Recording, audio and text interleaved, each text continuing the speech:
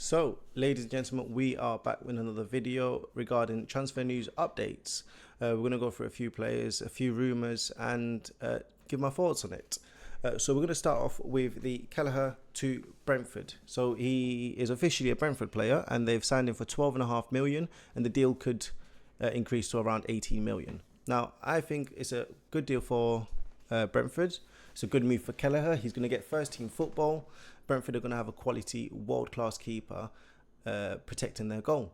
Kellerher's got a 25% save rate, successful save rate, and he's also got a good penalty saving success rate. He's also got, he's scored some penalties himself. So, there's some qualities there that most keepers won't have. He's also won a few trophies at Liverpool, and I mean, we've all seen how he plays. He's made the second most amount of passes from open play as well. There's a lot of stats that favour him, and I think he's a quality keeper. They've managed to bag themselves a good keeper. I personally wouldn't have let him go. Unfortunately, we have Alisson, and we already bought Dashvili, and we wouldn't have bought Dashvili from Valencia last season as their first choice keeper.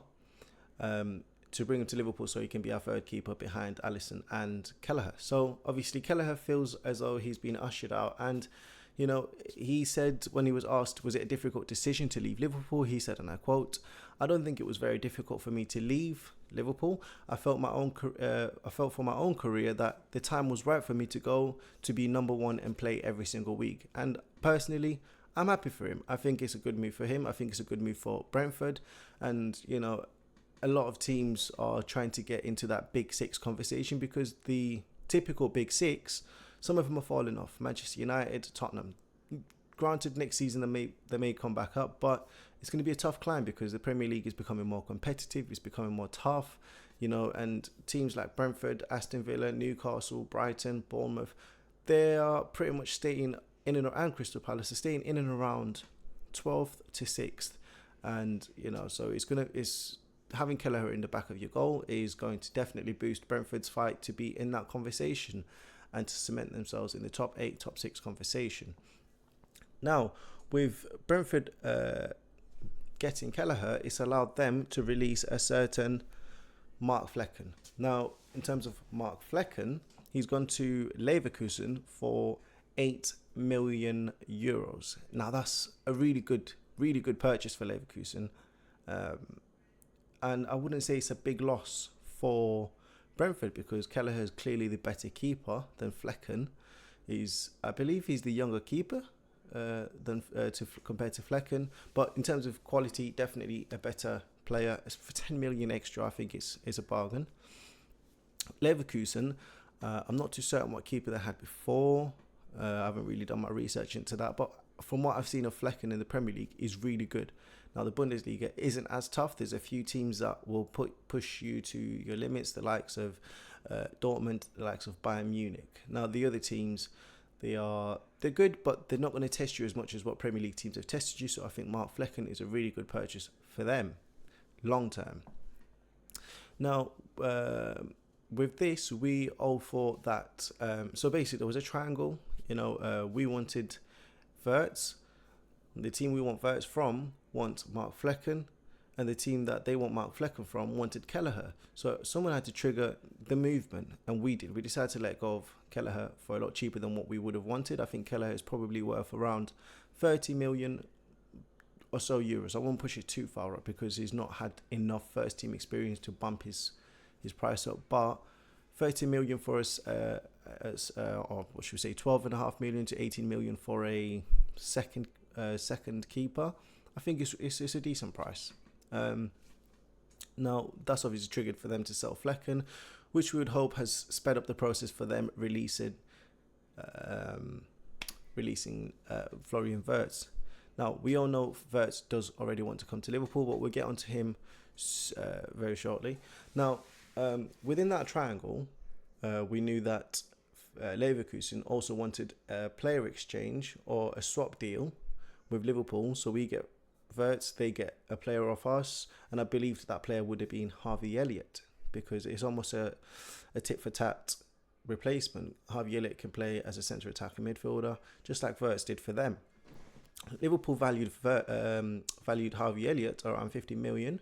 Leverkusen obviously don't think he's worth 50 million because we offered Elliot plus 90 million, which means it's around 140 or so. 140? 140 million or so. They don't think that they would like to release Wirtz for 90 million and get Elliot in return. They don't think it was a good deal. However, there is we are talking about Harvey Elliot. Now, there is reports about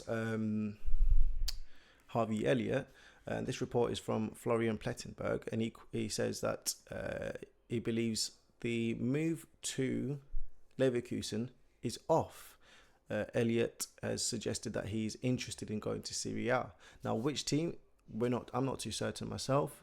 There's nothing too obvious out there, and I don't really want to spread misinformation. However, that throws a spanner in the works in terms of the Florian Wirtz deal. Now, if we get to Florian Wirtz, he's already said he wants to come to Liverpool, doesn't want to join Munich, doesn't want to join City. He wants to come to Liverpool to join his former teammate, who is now currently a Liverpool player, and we'll get onto that in a few moments.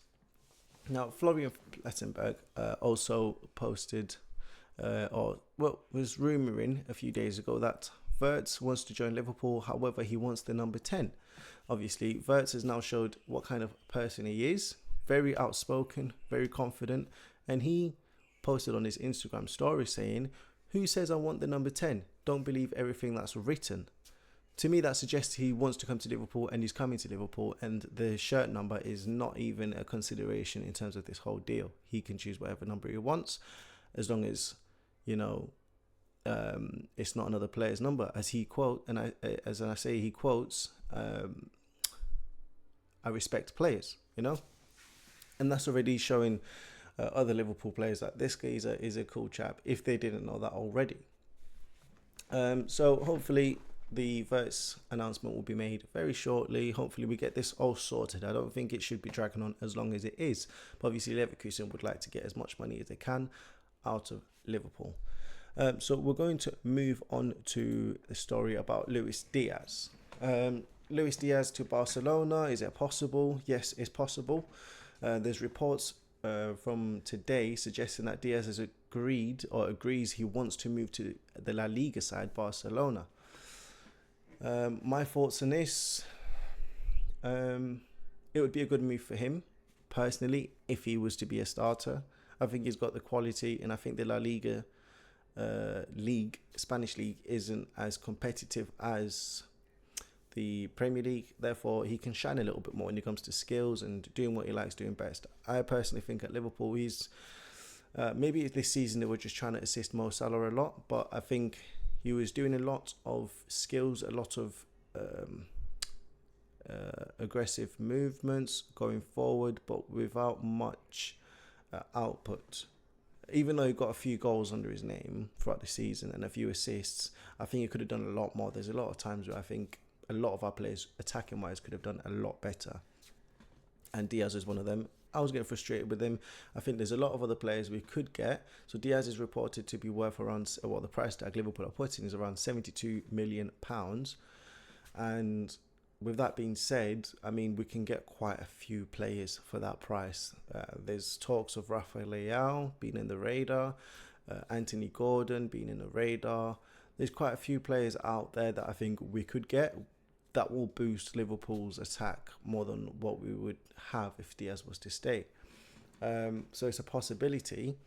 Now, Colombian journalist Carlos Antonio Vélez recently warned Diaz about moving to Barcelona to become Rafinha's backup. He said, "Seriously, is it worth leaving where you are to join a team that plays in the Champions League finals every 10 years or more, and or to be a Rafinha's backup? It doesn't even seem like a decent deal. Think about it, Lucho."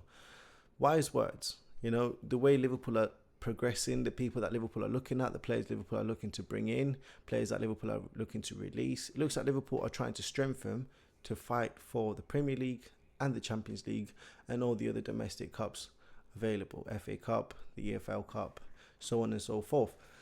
So Diaz leaving to go to Barcelona seems like, player-wise, not the right move. However, for me, I wouldn't mind if he was to leave. And then on to our final story of the day. It's about Liverpool's new signing, Jeremy Frimpong. We made a video about this a few days ago. I believe it was the first video we actually made on this channel.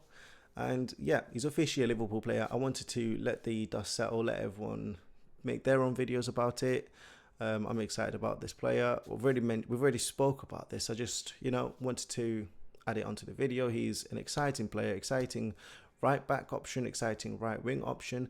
And to be honest, we're going to make another video about how I think Slot might set this system up for next season. He might not really be a right back, but we'll get into that in another video. That'll be it for today. Please subscribe if you enjoyed the video. Leave a like if you enjoyed the video. Leave your comments down below. Let me know if you agree or disagree with some of my thoughts, some of my takes on these transfers. And do make sure to check out some of our other channels. And yes, please click the post notification bell icon so you are alerted as soon as we post. Other than that, I shall let you be, and we'll see you later.